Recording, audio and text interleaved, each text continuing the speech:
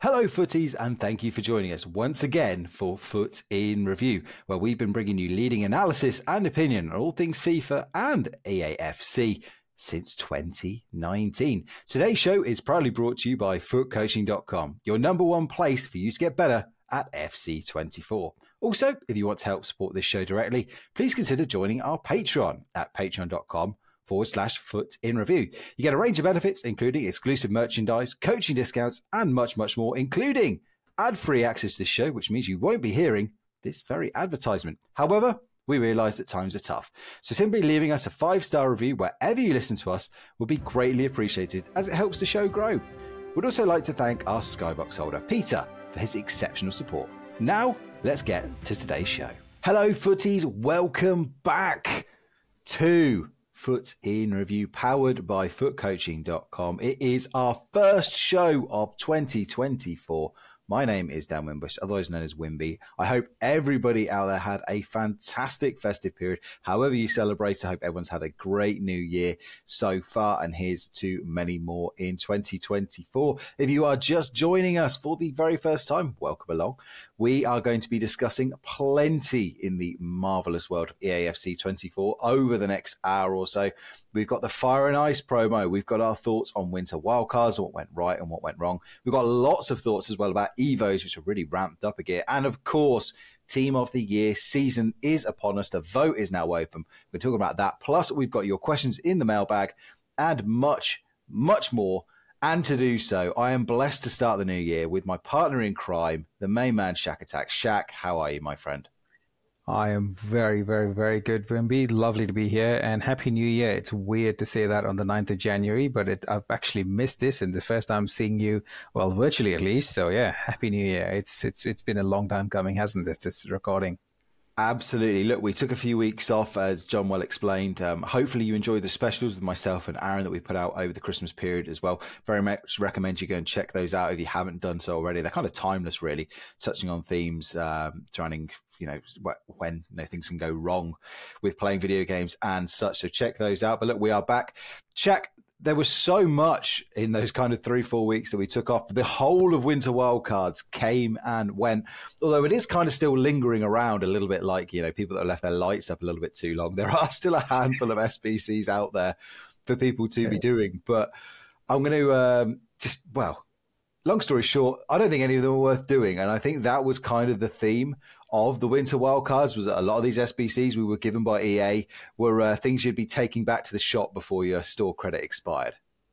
Oh, definitely. I mean, it started off with a complete bang. I think we all were excited when we saw the Hullet, and there was the Martinelli on the first day, and we thought, oh my goodness, this is going to be daily content of such hype and of such quality.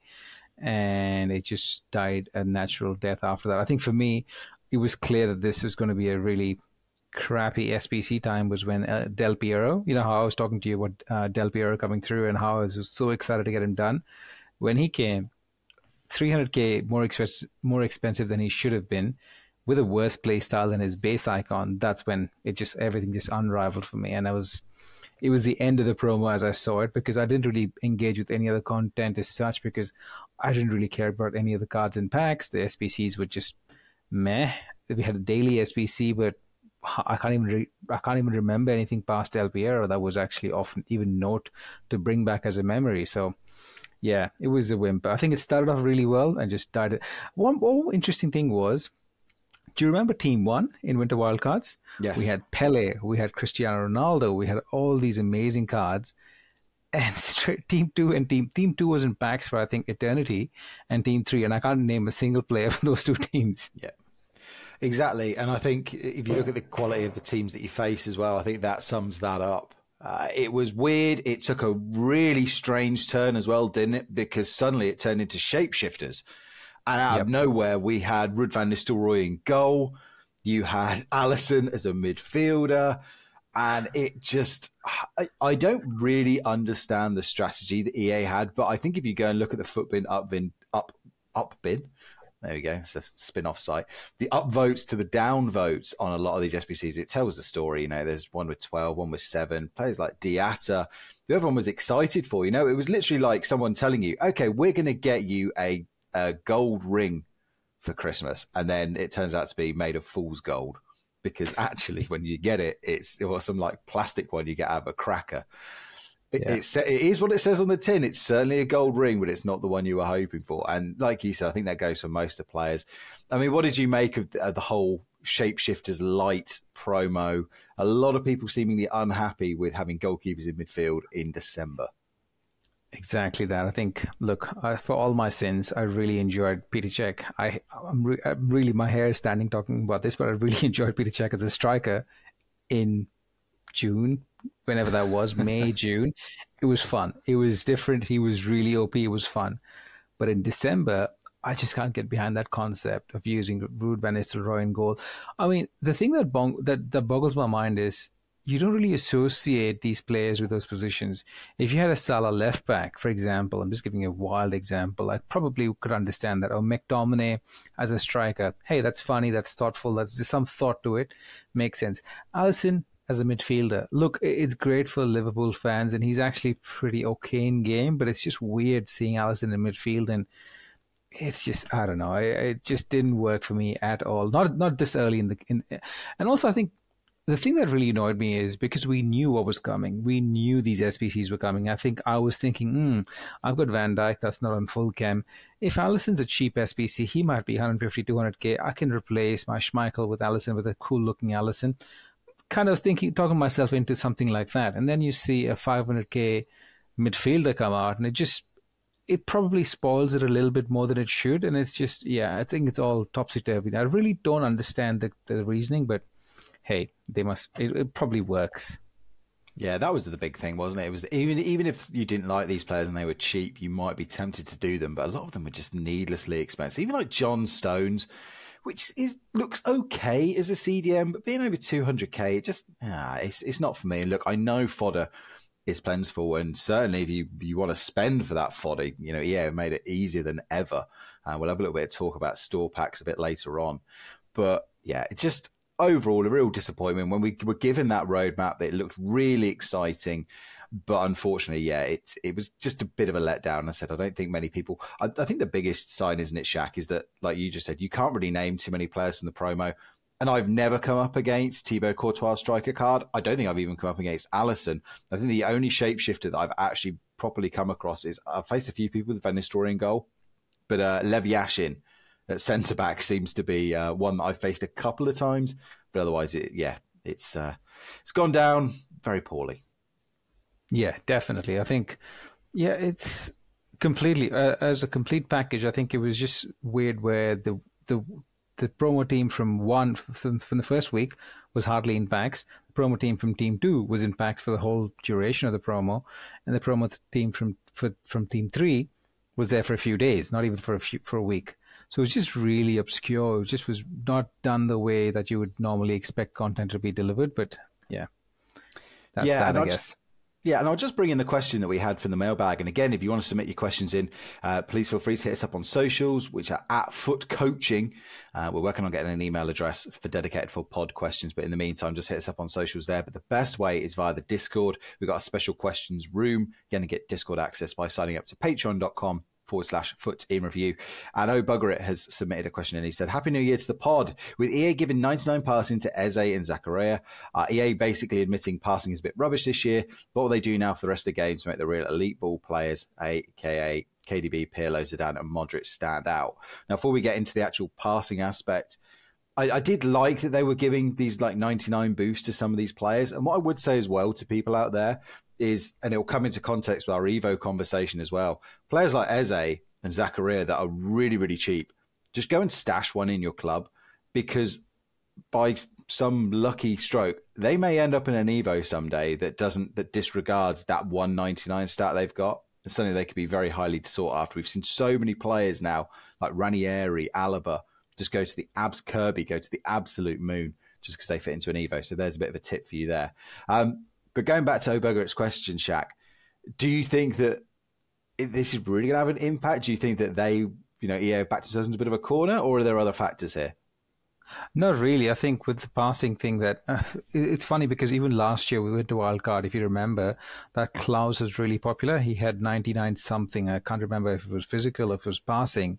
The right back SBC that we got last year, the objective card was really special because he had 99 or something, and we had a lot of cards. I think there was a KDB with 99 strength or something really a strong KDB in midfield as well. So they tried to tweak that from last year, which was successful last year, but this year the execution of that was pretty crap. Because I tried to use some of these cards like Zakaria as well as Eze. Yeah, they're good, but they didn't seem usable. Like, that's a wrong way to say it. They were usable, but they didn't seem to be usable in. Correct. And with those stats, you would expect, I can just chuck this guy in and, you know what, I can have some fun, which we did with Klaus last year. He was fun. He was doing something that other right backs weren't doing. So I thought, cool, I'll try Eze out because he's got 99 passing. And I think one of the other things that I really want to point out as well is, I don't know if you've tried the Renato Sanchez Winter Wildcards this time around. He's got this pink pass. So I played him at draft, and he's got a pink pass playstyle plus, which is unique. And one of the things I'm noticing with these playstyle pluses, when cards have a pink pass and things like that, they seem to do those quick passes much better, like those R1 passes, much better than a regular card with 99 passing, if it doesn't have the playstyle. And that's the part that I'm really confused about, because certain things, regardless of what the stats say, is the playstyles that actually come into play, and it's the playstyle pluses that are coming into play. So it's all a bit of a hodgepodge. It's not really gelling in the way I wanted to gel in with a single player. You've got to look at these factors and those factors and multiple. For example, you touched upon the Courtois card. He's got some really cool play styles for heading, but his actual heading accuracy stats were 56.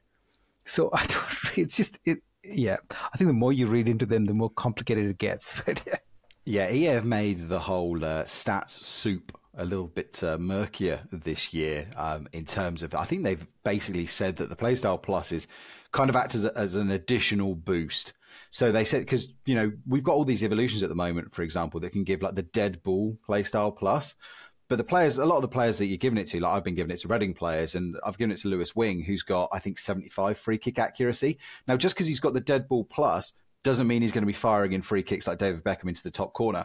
It just means it kind of gives a little bit of a boost on top of that 75. So, you know, almost if a player did have 99, it would almost, I guess, kind of be like 120 or something like that. But I agree. I mean, look, I've used Eze. I've got my second account's been getting some love over the Christmas period. And I've actually got Eze as my midfielder in that. But this is in like Div 7 stuff. And his passes are nice. But like you say, when you get to that very, very top tier, yeah, okay, someone's passing might be nice, and that gives them a big thumbs up. But if the rest of the card isn't very good, like the physicality isn't good, the pace isn't there, and other bits and pieces, you don't notice it. And without digging up the old Zinedine Zidane argument that got us roasted on this pod, and this is basically exactly what we said about Zidane, in that Zidane, because he's got such great things in like passing and shooting and flair and things, he's going to be great in moments. But then there are lots of other points where you go, I wish he had this. I wish he had that. I wish he did this. And I think that's why EA haven't really backed themselves into the corner. And I think John was having this discussion on the Discord in relation to O'Bugger's question. You know, when you add in additional play styles and body types and things like that, they will still find a way to make the top tier passers feel elite, even though we've already got 99 passing stats in there. So anything else to add on Winter Wildcards before we thaw the Christmas and go into Fire and Ice? No, I think we just leave it aside like everyone else has and just forget about that it ever happened. Yes, exactly. I don't think it's not a promo that's going to be remembered overly fondly. I don't think it was terrible, but again, I just think it was just you know, when you get really excited for something, really excited for a present, you've seen it under the tree for months, and it's actually just socks that are in a really big box. And I think that just about sums it up. So as I said, the ice is now thawed, kind of, because we've got fire, but then the ice has come back because we've got ice. Fire and Ice is back, Shaq. This was a promo that went down again, not very well when it came out in FIFA 22. It was rested last year. It's back. So far, my number one complaint about this promo, and it goes back to many other promos, the pack weight is atrocious. I have seen, what is it, Loriente? Not Lorente. What's it? Is it Loriente? Loriente, yeah. Loriente. Loriente Hradecki lots on streams and in my own packs. I've seen nobody else in this promo. And this very much feels more ice than fire, because I get the feeling that EA are cooling us all down to get ready for Team of the Year. Exactly. And as we spoke about this on Discord earlier, that why even bother? Why even bother if the pack weight's going to be this low and the cards are going to be, well, you have a Neymar. That's definitely, you need to have a Neymar. You need to have something that'll motivate you to try and open packs. But apart from that, there's no other card that's actually even worth your time to try and open packs. Because, and even the cards, even if you try and break down Neymar, or even Son, Son's the other one. You break those two cards at the fire and the ice, they're just so convoluted, where one's got for example, I'll break down Neymar. One of the Neymar cards has got a left wing, left midfielder, and I think it was, just left wing and left midfielder. The other one's got a striker and cam or something along those lines. So both those cards are not ideally perfect. So you end up, you're just stuck with two cards that are really expensive, that are not really exactly what you're looking for. Why not just give us one bloody card that's got all those 4 positions? It's simple as that. Don't overcomplicate it. Yeah, and the scarcity of these cards is summed up. I think I'm just having a very quick look on the web app now, and I think I can see 8 Fire Neymars. The ice seems to be a little bit more common. I think it's maybe about a dozen. But it just goes to show the abysmal way. And look, I know most packs are untradeable and stuff these days, but we've got a cross market, and this is everybody available. And we're talking about the amount of Neymars you can count on your fingers and toes. So it does feel like filler. It's one of those things, because we were having this conversation, Shaq, and I said, look, EA have to dangle a carrot, because whilst a lot of people are now in Team of the Year saving mode, they will still want to sell packs. And Lord knows I've seen enough people opening store packs still on these big streamers' streams. So they're still doing that. They also want people just to continue to open stuff just to keep the supply, I guess, of cards going as well. But it's filler. I've always thought that EA go for a feast and famine approach with their promos. They love to get us hyped and really riled up and desperate to be playing the game, opening packs, buying store packs. But I think they also realise that everybody's resources are finite and you can't keep people up here all the time. I compared it in the past. It's like a DJ on the dance floor.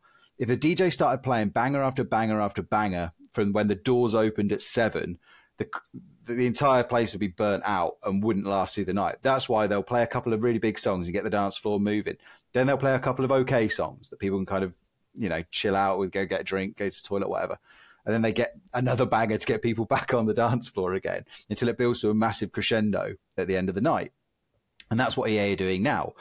They've played us a few bangers over Winter Wildcards. Now we're into there's still some stuff if you want to go and do it, but actually, we need you really, really hungry for our, what is probably the biggest or second biggest promo of the year. That's exactly right.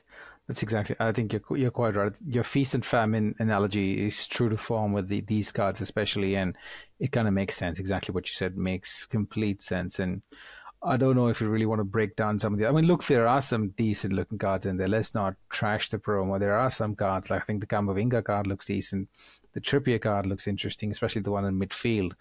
And I think the Ramos card looks okay. I think the Ramos card looks... look, I'm a sucker for Ramos, and I really think he will be an interesting card, especially... was it? I can't remember if it was the fire one or the ice one. Anyway, there are some interesting cards, but they're clearly not backable, and who knows what these prices will be next week. So if you were looking at one of these ones, just wait till you see a huge drop off before you try and purchase one of these for your team.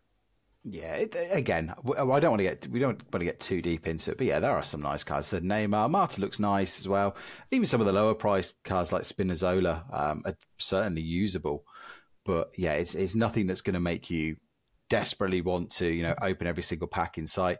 I mean, let's talk about it. Are you saving? Are you opening? What's your kind of approach with less than 2 weeks to go to a Team of the Year? So I've been really strong on the I will not save packs mode, but then I finished Eusebio and I thought, well, what am I opening packs for? Like, I'm not packing any of the good stuff. I'm just packing fodder that I don't really know what to do with. I'll just do a gamble pack if I had the fodder, so that I'll just hold packs. And lo and behold, I'm one of the pack holders now. It's just happened for the past week, but it is what it is. But I've told myself, if there's an SBC that comes out, that we will get into some of the content. If there's an SBC that comes out that's interesting, I will start to open my packs up. But hey, it's 1 week away from Team of the Year. Might as well just wait. Yeah, Adam submitted a question as well, asking us what our Team of the Year plans were looking like. Again, thank you for that, Adam. And I am the opposite to you, Shaq. I am not saving anything. Everything that I get is being open. I'm just keeping the fodder farm going. I am sort of in the same position as you in that I've finished Eusebio, finished Hullet. I have baby Maldini, so I'm not going to go for for base Maldini, which we'll talk about in just a few moments. So there's not a lot for me to go for at the moment, but I just like to keep my club stocked. I like to be building up. I like to be rotating through the league SBCs. And also my just general opinion on this is that the pack weight is just so rubbish. I saw what Team of the Year was like last year. I've seen what promos. Put it this way, if it's really hard to be packing Roberto Firmino's Fire and Ice card, how hard is it going to be to pack a Team of the Year? You and I opened hundreds, if not thousands of packs last year. Our Discord opened hundreds and thousands of packs. The weight is diabolical. And it may well change because we have more Team of the Years in packs. And I know that EA are going to throw probably nominees in there. There may be icons and things like that. So there'll be lots to go for.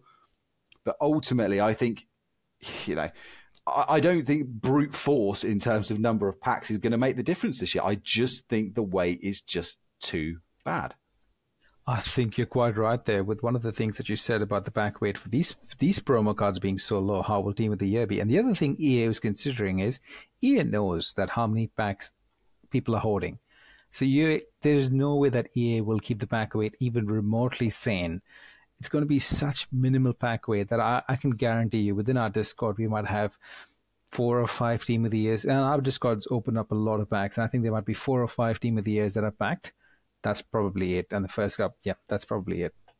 Yeah, I think you're going to see a lot of Mary Earps and a lot of Edison. Should he be the Team of the Year goalkeeper? I think I ended up with Courtois 2 or 3 times last year. And I got a Van Dijk. I buzzer-beated Van Dijk after ploughing through the League SBC to the point where I was legitimately getting a headache, staying up far too late and indulging in some of the behaviours that in the show that me and Aaron talked about that you absolutely shouldn't be going in. So, But look, I also understand why people want to save, because look, if there's nothing in this promo that you like, and it is a massive buzz and it's a massive excitement, and I'll probably hold my packs in kind of the week before, I'll have sort of 15, 20 packs to open on the day, just as a little bit, because look, if you never buy the ticket, you're never going to win the raffle. So not dissuading anybody from saving if you want to do that, because look, you've got more of a chance than I do of packing Team of the Year Mbappe if you've got 200 packs saved than I do. So look, please enjoy it. The only thing I can't ever face again is the recycle grind, Shaq. I think that's the biggest thing for me, because you end up, this is the thing, you end up wasting so many cards, because by the time you've opened pack 75, you're like, I've got no appetite for recycling. Correct. These three 380s. All I can say is, for all those people saving packs, please don't start with the attitude of no man left behind. Screw that. Leave that man behind.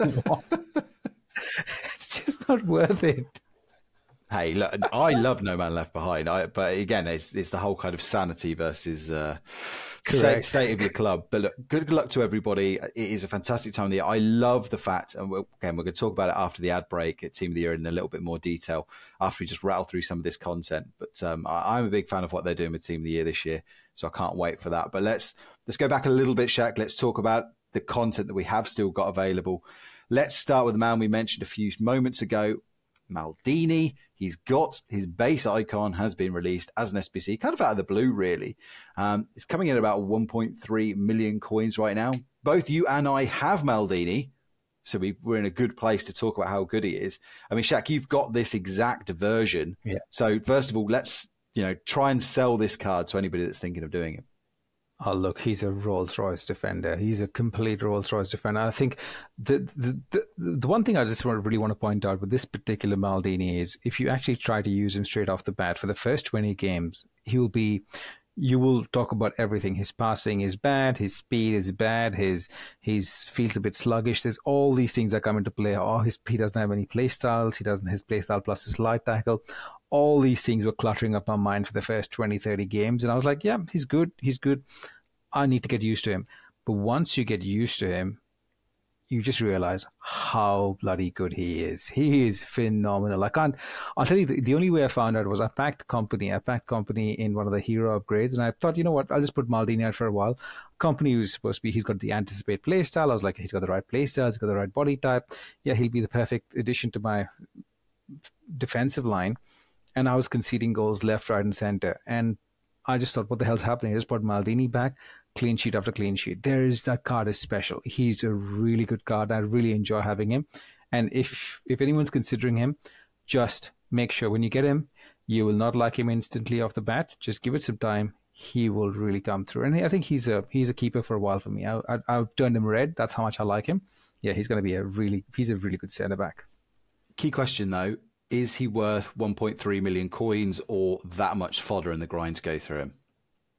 Look, with the amount of fodder that's coming to play right now, and if you're looking for a top-tier elite centre-back that'll stay in your team for a while, I guess, yes. 1.3 is not that high because he was like 1.6, 1.7. And 1.3 million of fodder is not really 1.3 million of fodder if you break it down with the amount of packs that we keep getting. For example, just in the season progress, the amount of packs that we get will complete at least 2 or 3 squads of Maldini just with those things. So I'm not too bothered with the actual price. I mean, what I would recommend is if you have enough fodder, you can try and do him. But if not, you can just buy him off the bat. It's 800k to buy him. Just buy him and try him. If you don't, well, it's a tricky one because it's not a card that you will instantly love. So it's a really, really, really tricky one, this one. Look, if you have the fodder, nothing else to do. If you've done Eusebio, you've done Hullet, you've done Mbappe. Zidane. Yeah. Well, more... No, I would do Maldini before Zidane any day.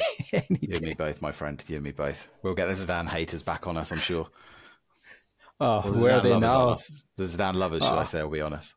I would love to know how they feel about it. Look, let me just say this: every 5 Zidanes I come across, well, if I come across a Zidane now in this stage of the game, I know this guy is really good with Zidane. Because all the people that have done Zidane SPC, Jeff put him through the bench already. He's gone to the bench. Shaq is shushing everybody with Zidane right now. That's what he's giving it. Anyway, before we get hated on too much, what I would say about Maldini. So I've got the baby version of Maldini. Agree with everything you said. The version I've got is slightly quicker. But again, slightly less stats. But he's in a really good partnership with Ledley King. It's kind of like one's the muscle, one's the silk. Doing a brilliant job together, and I agree with you. He just seems to be in the right positions, and I compare him a lot to Eusebio. And Adam has asked as well about Eusebio, in that Eusebio, a lot of the time, you will not notice Eusebio, and I've said this about Eusebio in the past, but then he'll just pop up and do something brilliant. And Maldini does that at the back. He'll suddenly be in the right position. You can use that slide tackle playstyle plus, and you win the ball. Now, I would very much recommend doing this. The daunting part of this and where a lot of the cost comes from is that 89 squad. That 89 squad is 350k's worth of the value. So the key thing is, if you've got a couple of 90, 91s, if you've got like a Harry Kane, a Kevin De Bruyne, maybe a couple of promo cards or, some icons that you're not using, that will sucker up so much of the cost. And actually getting 88s and 87s isn't too bad. They're still quite cheap and you will fly through this. What got me stuck on Hullet, Shaq, was those 89 squads, because getting those 89 plus players is the hardest thing to do, and you inevitably end up spending a lot of cash. Whereas I found that I was farming through the 88 and 87 squads for free. So I think that if you're committed to doing this Maldini, you'll get him done quite easily. It's only that, but just make sure you get that 89 squad done first. Definitely. I think one tip for anyone completing any SBC, don't waste whatever fodder you have in the low rate. Don't start from the backs. Just start from the top most rated SBC and work your way backwards from there. Don't start from like the 85 rated squad thinking, yeah, I'll get this done. It's painful. Those 89 rated squads, as you said, if you break it down, there's only 5 cards that you can actually use. There's Kane, Lewandowski, there's Kevin De Bruyne, and probably Messi that you can use for fodder to actually bump up that 89 rated squad. and then they don't come by very often. They just don't come by often. So please be careful in well doing those squads. Absolutely. If you are looking at a player on a slightly cheaper budget, around about half the cost, if not lower, Raheem Sterling's Fire and Ice is out. I mean, Shaq, two very nice cards. I think both of these cards are usable. I would lean towards the Fire one, that's got the 5-star weak foot and the Power Shot plus play style, because I'm not really a skiller, but if I was a skiller, having that Trickster plus and the 5-star skill moves on the Ice version would be nice. I think the Composure is always something that bothers me with Raheem Sterling. The strength is never great either. But again, I just think a very solid card. And if you have already done all these icons and you're looking for something to do, you can do far worse than this. And you've still got best part of 2-3 weeks to get this done as well. Can I throw something at you? Like, exactly, I completely agree with what you said. I do like the Sterling, the Fire one. The question is, if you have the coins to either do Sterling SBC or do an Icon SBC, the one that we recently had with the player pick, which one would you prefer? I would go for the Icon, because I would be looking at hitting the jackpot. Whereas this is a card that I would work towards on my second account, because I think this Raheem Sterling is an 8 out of 10 card, a very solid 8 out of 10 card. But at this point, with the way my team is set, I am already looking for 9 and 10 out of 10 cards, because they're the only ones that are going to upgrade. Exactly. This Sterling card will probably be fun for a month or so, and then he'll just, I think, again, if you're doing the Sterling cards, I would choose the Fire one simply because he's got the 5-star weak foot. I mean, Sterling's pretty good with his left stick dribbling anyway. Having the 5-star weak foot and having the Power Shot playstyle plus will be really helpful. So if you're doing the Sterling SPC, I would choose the Fire. That's just my tip. Yeah, and I'm as guilty as anybody actually of sleeping on that Power Shot plus playstyle, because again on the second account I got Sidney Govou out of the Centurions thing. I think he's about 200k, and his Power Shot plus is insane. Just lashes them in. That guy, anyone that I play against that has Sidney Govou tries at least about 20 power shots a game. And the amount of There's some good reason for it. But the thing is, they've mastered the flipping art where they know what to do. They take the power shot, and then they have Van Dijk who comes and scores the headers. So they've learned another trick, so they can shoot the power shot. It goes out of play, and then they've mastered the corner technique. So it just works, and they get a goal. So try that. Like it. I need to. Although I've only got about 40 games left on my Van Dijk loan, so I'll have to master it quickly. Just a couple of other players that are available, really on the cheap end of the scale as we record this. I should say, by the way, that we're recording this on Tuesday morning. I know there's a chance this might not be getting released until Wednesday, depending on John's editing commitments and general work and life commitments elsewhere. So if you are listening to this, we are recording this Tuesday morning. But as we record this, in the past couple of hours, we have had Brian Broby has been released, the Eredivisie Player of the Month. He's about 40k. He has got the Rapid Playstyle Plus, but that is his only Playstyle, Shaq. 3-star skill moves, 4-star weak foot, a hard pass from me. Complete hard pass. I mean, yeah, he's not even worth this. Well, look, even if you have the fodder, just keep it. Use it for something else. He's not going to do anything for you. So just move on. Yeah, this is a fodder dump of last resort here for an 85 rated squad. No team of the week. So I suppose if you did end up with a dupe 88, you'd only have to put a few 84s in. But I'd rather do all of the crafting upgrades before this one. Another card that might be a little bit more appealing is Muriel. He's an 87 rated card, only 20k. Generally good stats everywhere, Shaq. I mean, I like it. I think, if you put a Hunter on this card, it looks a very good one. He's got the Flair Playstyle Plus, which isn't amazing, but it's got finesse, got incisive pass, technical, rapid, Trivella. Everything you kind of want in a striker, I guess. It's the Colombia nationality with was it? I can't never pronounce it because it's the fake team, isn't it? Bergamo Calcio team as well. So not the best in links, but I think you could, especially if you're on a new account, and I will get this card done on my second because it's a pretty good card for 20k. Yeah, he's always really good in game. I think he was really good at the start of this particular cycle as well. And I think he had a really good card towards the team of the season last year. He had a very good card that was actually in people's teams for a hot minute. He's a good card, and for 20k, look, this is a proper fodder dump. Just dump some fodder into this card, and you'll have a usable card in your club. And he's 87 rated as well, so it's a no-brainer.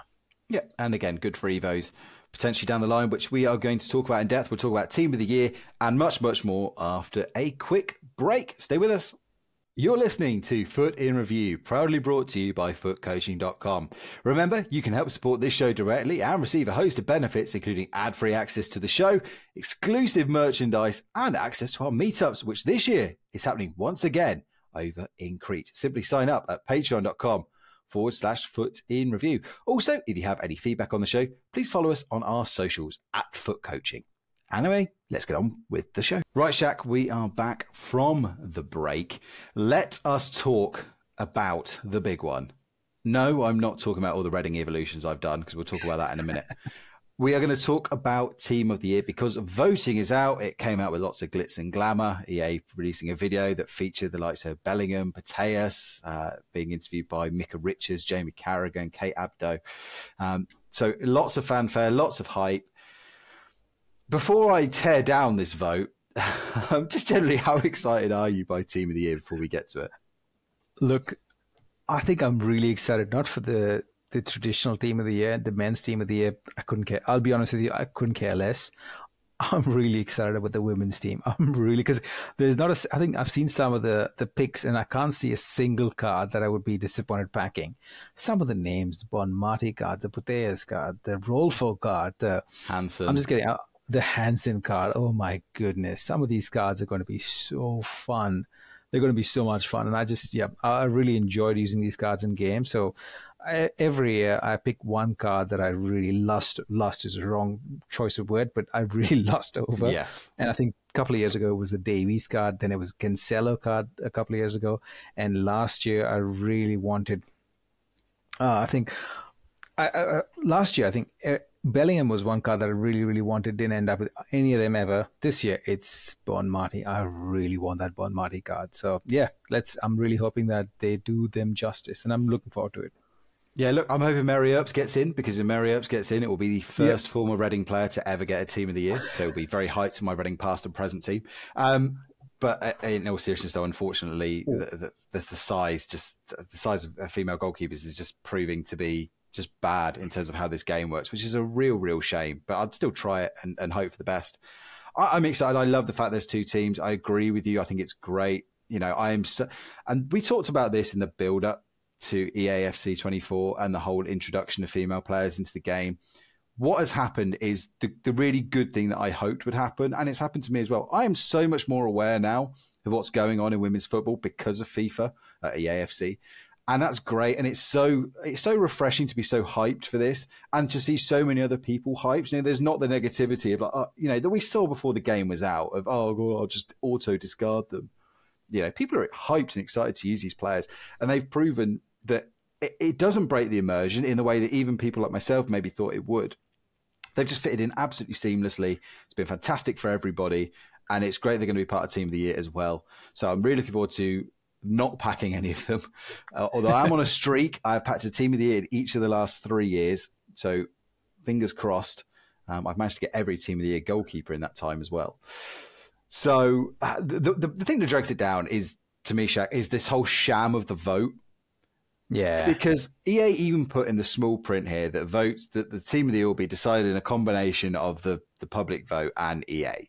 And ultimately, it's EA that decides it. So we'll sit here and argue. You can argue about, does Salah deserve to get in? Should Kane deserve to get in? It doesn't matter. Do you think, I'll ask the question bluntly, are EA going to put in the best pack sellers, or will they lean more towards real world performances? No, I think they will just clearly put the best pack sellers. And look, it makes complete sense from a business perspective. And also, from a game perspective, it's a game that we're playing. I don't necessarily want, it's really subjective, because a lot of people will say Messi should be there in, and I just something that just shattered my brain just today. I just found out today. Today I learned, I just remembered that the World Cup was in 2022. So technically, yes, Messi doesn't even qualify for this Team of the Year in any way, shape, or form. Yeah. But here we are. So it's really hard. It's really complicated. I think if they think Messi was going to sell more packs than Salah, it's going to be a Messi Team of the Year. And it could be the last time we could ever see Team of the Year Messi and Team of the Year Ronaldo in packs. And so be it, man. We've had it for so many years in a row. One more year won't really kill anyone. So yeah.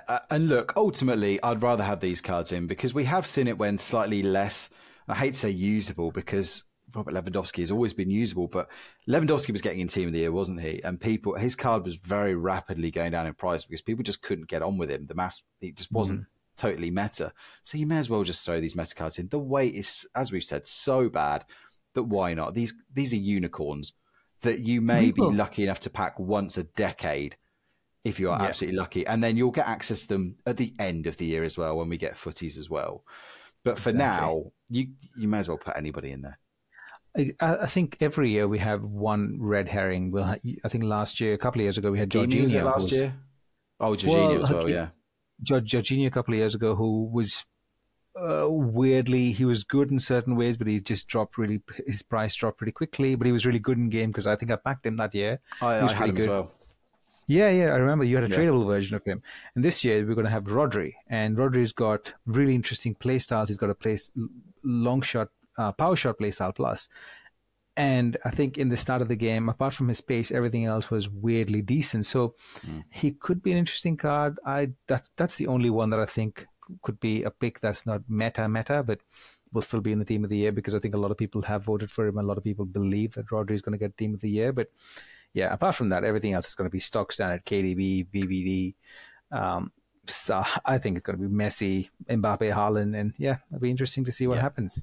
Very much agree with you. But look, it's fun to go through the vote. I don't want to be like an absolute party people. It's always fun to see people who vote for, and there's almost two votes, isn't it? It's one, who, if you were picking on real world performances, and two, who do you want to see in game? And ultimately, it's great and it's fun, and all of these players are players that you would love 99 times out of 100 to see in your team. So long may that continue, and hopefully everyone's luck is up. Hopefully they increase the pack weight this year from what we saw last year. It was not this bad in FIFA 22 and FIFA 21 and FIFA 20. 23 seems to be a real hard sell compared to past years. So I'm hoping with the introduction of basically doubling the pool that it goes up, because otherwise the frustration levels we saw coming out of Team of the Year, Shaq, were not good. We saw a lot of people actually just drift away from the game because they had tried so hard and got so hyped and been let down. Yeah, I think that's what I'm really worried about, is if that happens again, we already have a shrunk player base. I don't really know what's going to happen if the pack weight was like last year. What's going to happen? Also, the other thing that started to bother me is we don't necessarily know how these cards are going to be in packs. Was it going to be 1 week of men or 1 week of women with Team of the Year nominees, or how that's going to work? I don't necessarily think we'll have everything in packs at one time, because if that was the case, I think it's just going to be an amazing pack-mageddon then. Yes. And look, I would rather lean, again, as long as it's more towards 22 than 23, you don't want to see a situation where everybody's getting them, because then, well, not even everybody, but it's really annoying if like 1 in 5 people has a Team of the Year, because then I almost think you get more angry that you haven't got one. So it just needs to be that little bit of a wait. But yeah, I'm excited about it. We'll see how it is. They've said that they will be releasing, I think the voting closes in the very early hours of next Monday morning, UK time. And then we'll find them out towards the end of that week. So again, I would very much expect it to go as we have been in previous years. They'll drip feed this to sell more packs. We'll see forwards, midfielders, goalkeepers separately. Then everyone will go in. We'll probably get nominees as well in packs at some stage. And we'll also get Team of the Year icons as well. So there'll be lots of people to go for. It's going to be a really exciting time. It's the peak of the year for a lot of people, that and Team of the Season. So we'll have everything covered, of course, here on Foot in Review as the weeks go by, because it's just not too long to wait. Let's move on from Team of the Year cards that are handed to us to Team of the Year cards that we can make ourselves, Shaq. Because Evos over Christmas went bonkers. Now, no people that listen to the show, no surprise to know that I've been very keenly invested in evolutions, because I get to turn my players in my hometown club into usable players. That hadn't really been panning out up until Christmas, because the boosts had been so bad that it was still hard to get them in. EA just went, oh, hold on, we've got a surprise for you, Shaq, because they threw in so many new evolutions into the mix that suddenly you can turn average players into golden players. And speaking of turning average players into golden players, we have a late surprise here in the show for you, because we've evolved from 2 to 3 people on this show, because he is back after a couple of months away. It is the scout, Nathan Downs. Nathan, welcome to the show. He's so new to the show, he's forgotten how to turn his microphone on. That's how good the man is. That's how good the man is. We've hyped him up, and he'll figure out. Anyway, we'll let him figure out how to. You know, people on the video show will at least have seen Nate slide into the show. But for the audio users, well, you can talk to us when you're ready, Nate. Don't worry, you've been away from the show for a while, so you know we'll give you time to get settled. But Shaq, from someone that's not really been involved in building up the very basic players into, you know, potential meta gods, what have you made of evolutions over the past few weeks? It's hit and miss for me. I really enjoy I get excited as everyone else when these evolutions come through, and the part that really turns me off is all the cards that I really want to evolve are extinct on the market. So that just is a complete turn off from my perspective, because I'm not evolving raiding players. So I don't necessarily. I think I'm being a bit elitist here, because I don't necessarily know if the raiding cards go extinct as well. I assume they don't. But this is the problem. So every single card from the start of the game that I've wanted to evolve as on the first go has always been extinct. So that's kind of, I think I've come to a stage where I've started to get really annoyed with it. And it's that, like I've had to buy a walker recently over Christmas. I think it was on Boxing Day or Christmas Day. I think I had some time. I just opened up the PlayStation and started sniping walker just so that I could evolve him. And I'm sick of this. I'm sick of that aspect of the evolution grind. But apart from that, I think it's a really welcome. Some of the parts are really fun. Like some of the requirements are not really that high as well. Getting Walker done was really simple. Getting Alaba, I did evolved Alaba. That was pretty simple as well. Let me say this: some of the stats that you see on these cards, there's something somewhere that doesn't really fit in really well, because Alaba is a team of the year kind of card, and I don't believe he plays to those stats. He's a good card, but I just don't believe he plays to those stats. He's not bossing the midfield for me, nor is he bossing my defense, but I'm happy to be corrected on that, Wimby. Yeah, there's parts of the soup that aren't fully, they're not fully there in terms of turning them into, like you said, that caliber of a team of the year kind of player, team of the season player. But look, I'm just delighted because I've got some of these running players now to the stage where they are usable. I've been using Femi Aziz. He's only 83 rated, but his stats, he's got, I think, over 90 in pace, over 90 in passing. And, you know, I've used him. I mean, Nath was playing co-op with me the other day and using some of these running players. And Nath, who is hopefully back now and can hear us, they're actually usable, aren't they? They hold their own. I'm not saying they're the very best players in the game, but they're certainly usable now. Yeah, that Aziz guy, for being an 83 rated, he was really good, like especially as a super sub. Sorry about my technical issues there. But one thing, I don't know whether you guys have mentioned it, but it's a very good way of getting cards that are relevant now. I was saying to John, like, some of the evos on it, like, they're not phenomenal. It's not like if you miss out, unless you support that club, you're going to be lagging behind. Yeah. But instead of having that chance in, like, the lottery picks or, opening more packs, like, if you are putting onto evos, I think it's a really good way of staying current and pretty much staying with the power curve, not going to the odd card that they release now that's like, even now you've got your Neymars and packs, but you have these really cool cards that will hold their own, and some play above the stats, because that, like I say, that Aziz guy was brilliant considering I don't know anything about him. But Alaba's very good, I think, but there are some, like Brian Mbuemo looks like he should be amazing. I'd kind of want to try and get an Mbuemo, but you're right, it's not like a do or die, but I think it's a very fun way of keeping up. Yeah, I think one of the things is something that I've always stuck through, very true to form in FIFA and EFC, is that if a player is the base player, bronze, silver, whatever, is good in game, regardless of whatever, the evolved version of him will be good in game. For example, Renato, I've got an 83 rated Renato that's got decent stats. He's incredible in game. He's radioactive evolution, plays well above his stats. But that's because that's Renato, and we know how his body type is and how that stat soup that you're talking about works. But some of the other players, they don't really live up to those stats. Like Walker. Walker's phenomenal in game, like really good in game. Yeah, absolutely agree. Adam's mentioning Carmona as well, who, if you had put her through, I think it was the Centurions upgrade, and I think I did that, Yeah. but I've not evolved her yet. I think she can become like a 93 five-star player. He's very much advocating for her as a player that absolutely delivers. So there are those out there, but then there's players like Ranieri, that someone else in the Discord has done and said it actually doesn't actually pan out that well, even though I think he's up at something like 93 rated as well through weird Evo combinations. I think the two things that have slightly annoyed me with it are, number one, the cost. I think putting out these 100,000 coin Evos is a bit cheeky. And it is, and I will be fully transparent here. I got a gift voucher for Christmas that worked for Xbox, so I've used it and I've just put on some EA points with that to do these Evos. Again, we're generally hashtag bin the points, but this is my hobby. It's what I want to do. And I think I get more value out of that than I was lucky. I don't need anything else. So, but anyway, if I was doing it with coins though, even though they're Reading players, I'd be having second thoughts.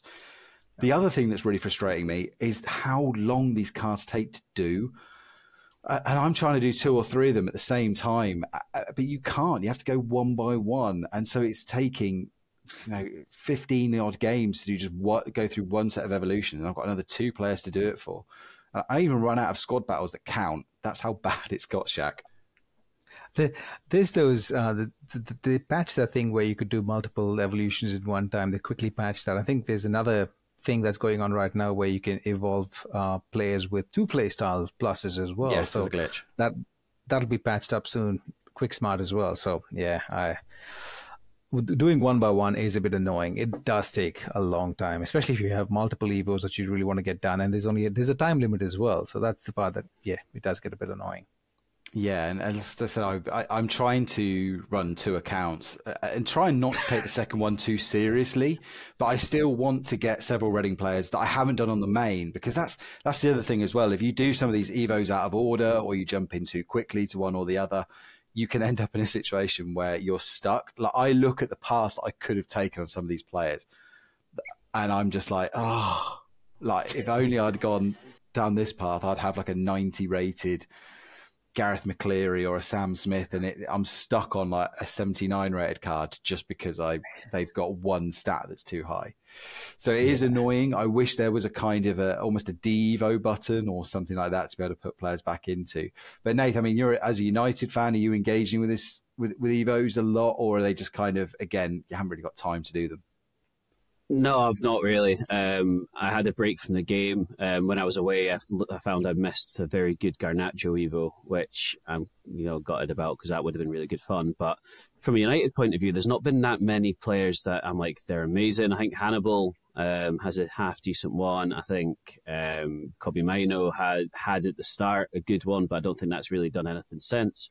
So no, it's just not really tickling my fancy. From a Brentford point of view, it's a bit more exciting, but even then it's a lot to do for very little return, in respects that when you play in the game now, how many teams are just pure god squads? Yeah, like, it's crazy. Like, these are fun, but at the end of the day, if you want to try and get your 3 wins or your 7 wins, most of them aren't going to help you that well. It's more a pure fun thing rather than an end achievement thing, I think. So it doesn't really appeal to me just now. However, some of them do. Like, I can appreciate how the right card in the right hands could be quite good fun. Like the Anthony at the moment would be really good. That 5-star one.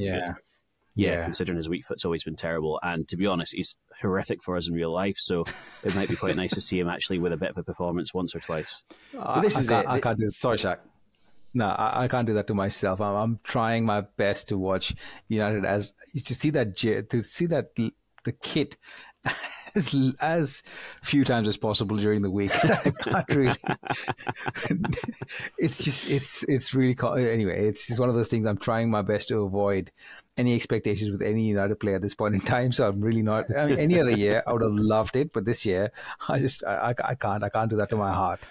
And that's the other thing I'd say with these Evos cards is, yes, it's very tempting, and I can imagine lots of people want to do Alaba and want to do Anthony and want to do Daniel Marlin and some of these other amazing Evos that have popped up. But I think for a lot of those players, they're going to get other promo cards at some point, maybe not Anthony, but a lot of these cards are going to get boosted versions over the year.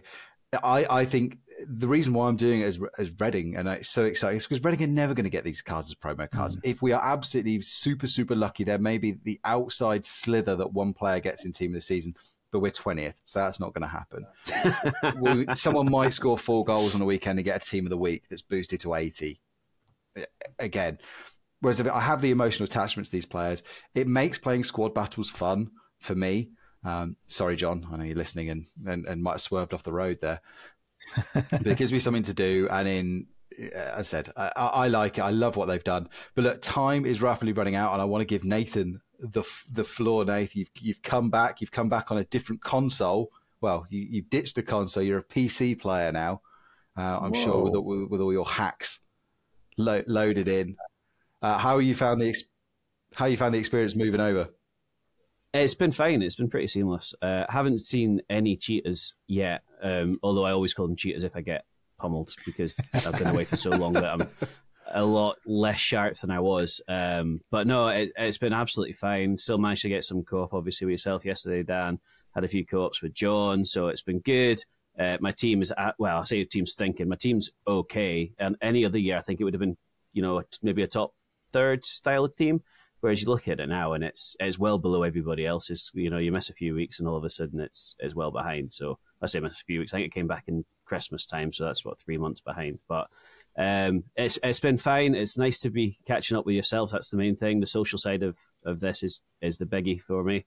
Being away from all you lot's very strange when we go from chatting every day and such. So good to be back. Good to be able to just pop in and say hello. Unfortunately, my shopping delivery time cost me coming in from the start. I had a delivery because one of our cars is knackered, so we're down to one car. So the wife's got it. So it's just nice to be back and nice to be able to say hello and just talk nonsense for a little bit. Yeah, that's partly on me as well. I had another appointment that changed time, so I had to bring forward our recording. So it's not all on Nath, but look, he's hopefully going to be back in the spin with myself and Shaq for these early week shows. All 3 of us could seemingly do middle of the day recordings, which is really handy for me as someone that works shifts. So, our nice little English, Anglo-Scottish, Australian combination will hopefully return in full going forward. But anything to add, Shaq, before we disappear? No, I think the only one thing is that we have upcoming content, and one of the things that was mentioned was a Centurion Icon SPC, and speculation is rife that it could be Zico, Jarzinho, or maybe a Rooney SPC or an Ashley Cole SPC. And my money's on either Zico or Jarzinho. I'm really excited for a Team of the Year grind for one of these 2 SPCs, and that'll really get the juices flowing again for another 40 SPC segment grind. Excellent. Where can people follow you on social media? ShackAttack6285 on Twitter and ShackAttack on the Discord. Feels harsh asking this when you've only been here for 5 minutes, but any closing thoughts, Nate? No, I mean, to be honest, my brain's usually so empty, I don't have many thoughts anyway. But no, like I say, it's just nice to pop on, see your faces, have a chat, and bit more active in the Discord as well. It's a strange place, the Discord. It's so nice. It's buzzing quite a lot, so it's been, when you're going through things, it's a nice place to be able just to check in. And, even before when I wasn't playing, I was just popping in saying hi every now and then and disappearing. So, everyone's just amazing. So just a big shout out for that. Excellent. Well, it's fantastic to have you back. It's like you've come back from a long injury. We're just giving you a couple of minutes off the bench to get your fitness back up so you can last for a full podcast next time. So hopefully you'll be fully match fit by the time we return. Look, myself and Shaq Attack, he doesn't know this. I'm springing it on him, but we'll be doing a trading show at some point in the next couple of weeks as well, which is another perk for our Patreon members at supporter level and above. Thank you for all of your support. Apologies that we did take this break over Christmas. It was very much needed. We just needed a chance to sort of reset and get ready to go for another full year. We are fully back now. Footcoaching.com. If you want to get better at EAFC, there is no better place to go than that. Of course, this show will return over the weekend as well. John will be back, I'm presuming, with Ingvi, but I'm not sure. We've got the second part of Fire and Ice to talk about. And by that point, Team of the Year will only be a week away. So please stay tuned for that. You can follow me on social media at Wimby or at Wimby86, at Foot Coaching for all of the socials to do with this pod. Again, if you've got any feedback or questions, leave us those 5-star reviews as well. That'd be greatly appreciated. Until then, gents, only one thing left to do, Nath. Drop it. Shaq. Drop it. We are going to drop it. Take care, everybody. U T F F F U T F U T